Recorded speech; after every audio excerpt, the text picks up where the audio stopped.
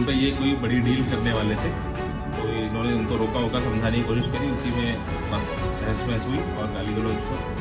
और ये राजन यादव जो था मुख्यतः, जो पहली वाइफ से जो इनका बेटा है, उसने बेसबॉल के डंडे से उनको पीटा है और फिर उनकी एक्सेस ब्लीडिंग हो गई। उसके बाद उनकी डेथ हो गई और पूछताछ की गई तो इनको जब इन्होंने मोटा मोटी यही बताया कि ये इनके जो पिताजी थे वो किसी एक तीसरी महिला से उनका संबंध था और ये सारी प्रॉपर्टी वगैरह जो दूसरी बीवी है उनकी प्रॉपर्टी भी और पहले वाले। सर आज वर्कआउट है क्या है पूरा? देखिए, थाना राजा तालाब क्षेत्र में कल एक सूचना प्राप्त हुई थी कि श्यामलाल करके एक व्यक्ति इनकी हत्या हो गई है और इसमें तत्काल पुलिस ने एक्शन लिया और तत्परता से ही लगभग 4 से 5 घंटे के अंदर ही पूरे मुकदमे पूरे जो केस को उसको वर्कआउट किया है। इसमें मुख्यतः जो इनके 2 बेटे हैं, एक पहली पत्नी से और दूसरी पत्नी से, उनका ही रोल बाद में निकल गया है। वहाँ पे कैमरा भी पाया गया जिसमें इन दोनों का आने जाने का और गतिविधि पूरी दिखाई भी दी है।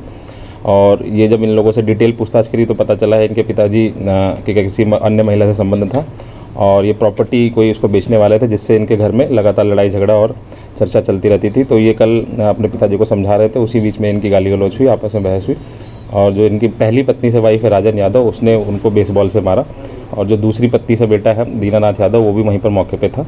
तो इन दोनों लोगों को हम पुलिस ने पकड़ा है, इन्होंने से पूछताछ की गई है और इन्होंने पूरा जुर्म को कबूला है।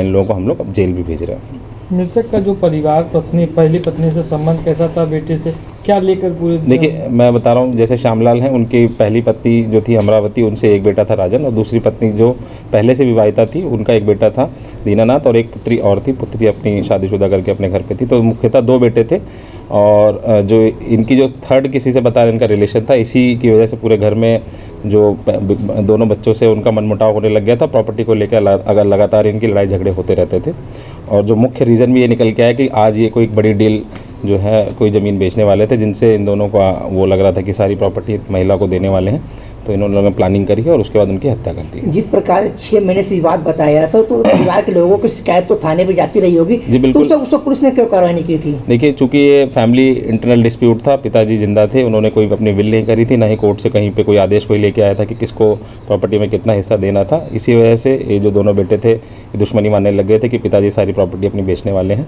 और तीसरी जो महिला है उनको देने वाले हैं। जो मुख्यतः रीज़न यही है इनका जो मर्डर का।